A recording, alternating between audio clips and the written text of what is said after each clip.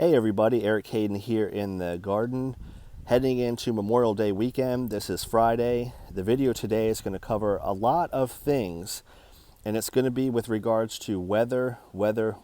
My job is a meteorologist, so I do have a little heads up on the weather, but in all reality, any gardening you do, whether it's a rose garden, vegetable garden, or anything outside, weather plays such a key role. So we're going to talk about weather today with regards to what I did this morning in terms of spraying and watering. And right now you're looking at Randy Scott. So first things first, we've been extremely warm the past week and windy. So I've been running my sprinklers. You can see the nutsedge likes it as well, and giving them some extra water. Usually the rough rule is, an inch or two per week in the garden, which is 3 or 4 gallons per inch. And I would just run the sprinklers maybe once or twice a week to account for that. I've been running them every other day just to provide a lot of water. And it will depend on your soil type.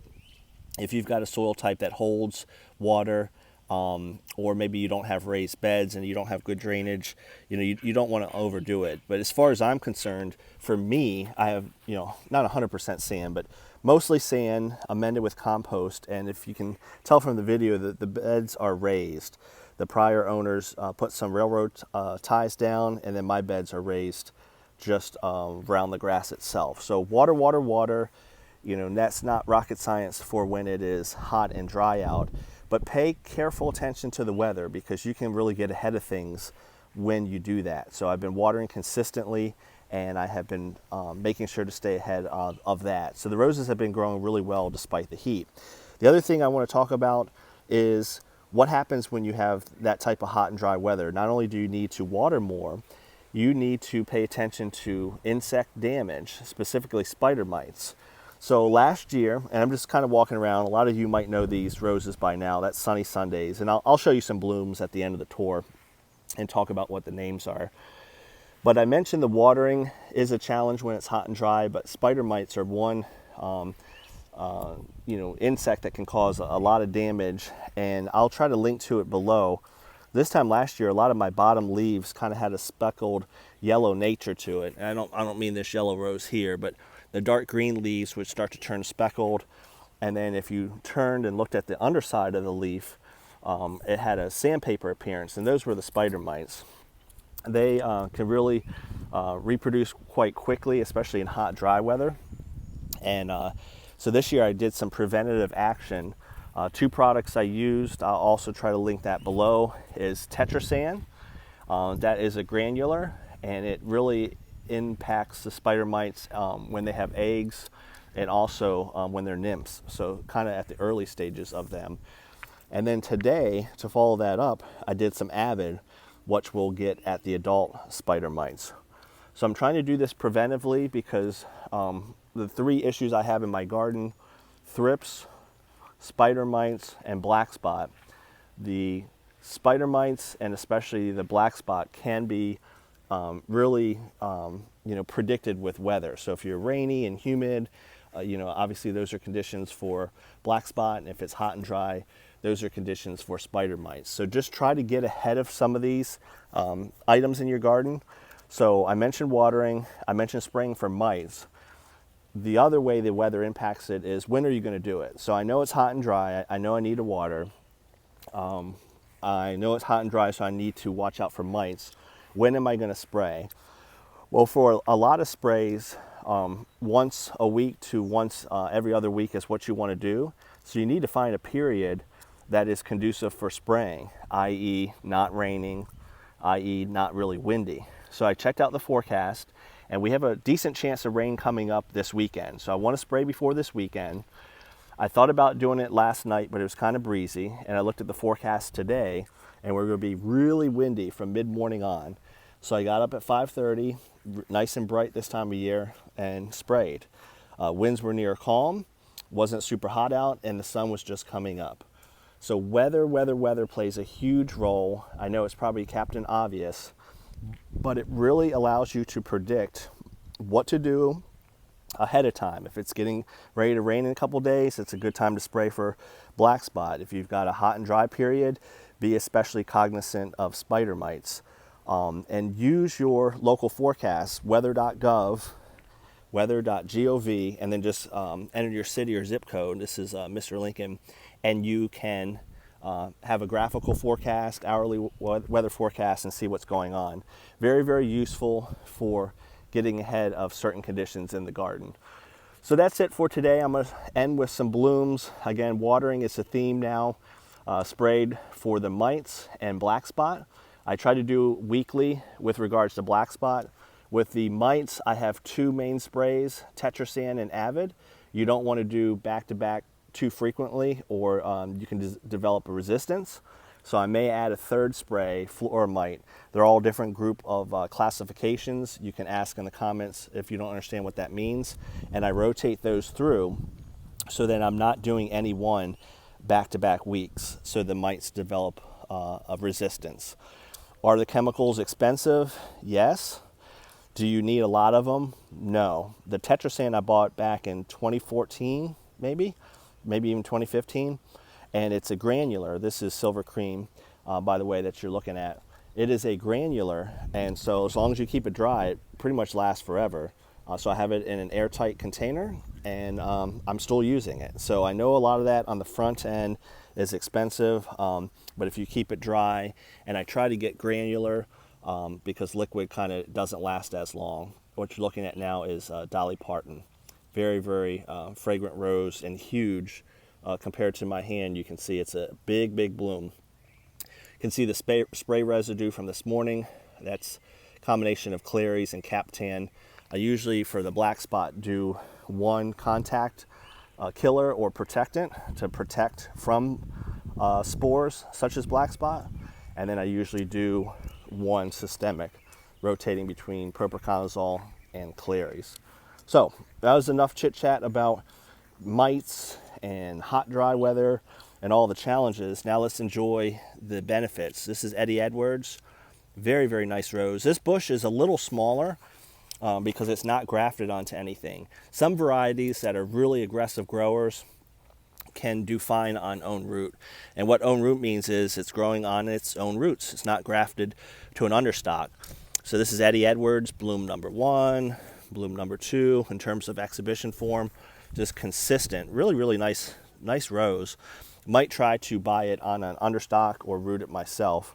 And just by comparison, some roses do okay on own root. Behind the Alina is Yolande de Aragon, and that is on its own roots and doesn't need to be grafted. It's doing really well. This has some damage from some bugs, but still a pretty bloom, and I haven't showed you it yet. This is Maverick. This was a maiden rose that I got last year. Again, that's budded onto multiflora or budded onto some type of rootstock. In this case, it is multiflora, and shipped to me. I potted up, and then by about midsummer I planted it. So midsummer of 2020 it got planted, and this is what it looks like in the second year. Cajun Moon was also planted and done the same way.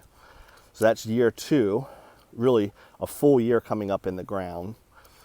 And then a full 2 years in the ground, the example is Louise Estes on the right. Same thing, budded maiden rose, got in the spring, I think it was 2018, and then potted it up in the ground summer of 2018. So this is coming up on the second full year in the ground itself, or 3. I'm losing track of what year I planted that. Nonetheless, you can see the difference between the maiden that has not as many years under its belt and the one that does with Louise Estes. Here's a nice Cajun Moon bloom, white with a little hint of pink. Very, very nice. I'm going to show you a couple other roses here as we wrap things up. The next challenge in the garden, and not a challenge, but what we'll certainly have to do is start to deadhead. You can see these beautiful blooms of Zach Noble's. That is a sport of Let Freedom Ring. Very, very nice. You can see the sun fading some of the blooms where the color is a little deeper with some of the fresher blooms. Gemini is about done, but when you have roses this big, while some blooms are fading, other ones are just coming into their prime. And I mentioned before, you can have a spray of roses where it's many, many tiny blooms, and you can take out the big initial ones and leave the smaller ones, and you get a nice bouquet of flowers on a stem. And that's what this is here, 1, 2, 3 on one stem. And if you don't just bud it, then you get one big one with a couple little ones that are not ready to bloom yet, but nonetheless really looking good. I started off the top of this video with Randy Scott, beautiful white with a hint of yellow. This was hybridized by John Smith, probably his best rose. I mean, look, each one has that classic spiral shape with a pinpoint center. Just very, very nice rose. Can be harder to get in commerce. You're not going to get on Jackson and Perkins or Reagan Roses or Palentine to get this, but K&M Roses sells it. I know John Smith at Silver Run Roses, his own website, has sold it in the past. And then I think Steve Singer sells some of John Smith, some of John Smith's varieties. I'm not sure about Randy Scott, but I think he does Claire Elise and some of the other ones. So beautiful white. And I think Moonstone is in the heritage. I can't remember, or the parentage. And you can tell it's either that or crystalline. You can see the leather type of leaves to it from that parentage. Veterans Honor getting past peak, so now we're just into the big blooms to view from a distance. And then everybody's favorite recently has been Sunny Sundays, also John Smith rose.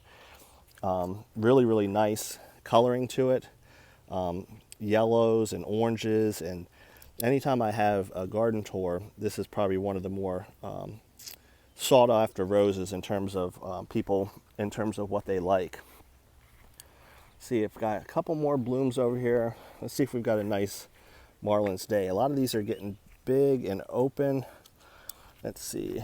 Yeah, most of these are getting, I guess, a little past peak. This is one that's a little more closed, and it's blooming pretty nice. But it's a nice coloring on some of these Marlin's Days. And this is Sport of Moonstone. Moonstone is classified as a white with some pink, and Marlin's Day has a lot more pink to it. So very, very nice rose indeed. I think I'll have two more to show you. We'll say Hot Princess. This is a little later blooming.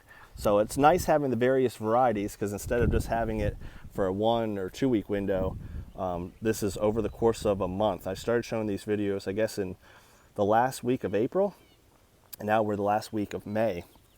Again, it's Friday before Memorial Day weekend, and Hot Princess is doing real well. It got burned pretty bad from the frost or freeze. We got down to 24 back in early April. You can still see that. I left this on here to show people some of the challenges we have, and to show them that despite those issues, now look, everything's doing real well.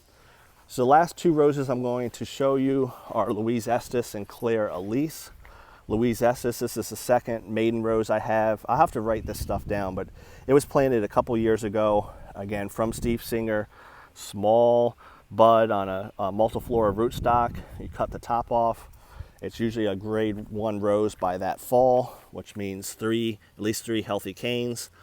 And then it's really the second year that you have it, but it would be the first full year in the ground that it jumps. So that year you get it, you plant it in July. By that following July, that's the first full year it's actually in the ground. It just jumps, and you can see why it's a top exhibition rose. This would be perfect. Long stem, beautiful foliage, and a really nice bloom on top. This is what one looks like a little bit more open. Let me move around this way and just kind of focus on that bloom. That's outstanding. It doesn't get better than that. So we have a lot of challenges in the garden. And do I have a little black spot? Yeah.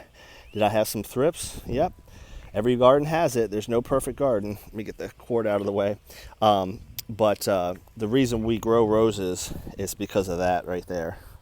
I mean, that is outstanding. So we'll be cutting up some flowers, giving them to friends here over the next couple days. This is Claire Elise from the hybridizer John Smith, who did Randy Scott, which I showed you in the beginning, and Sunny Sundays. And this camera phone just doesn't do it justice. I mean, this looks nice in the video.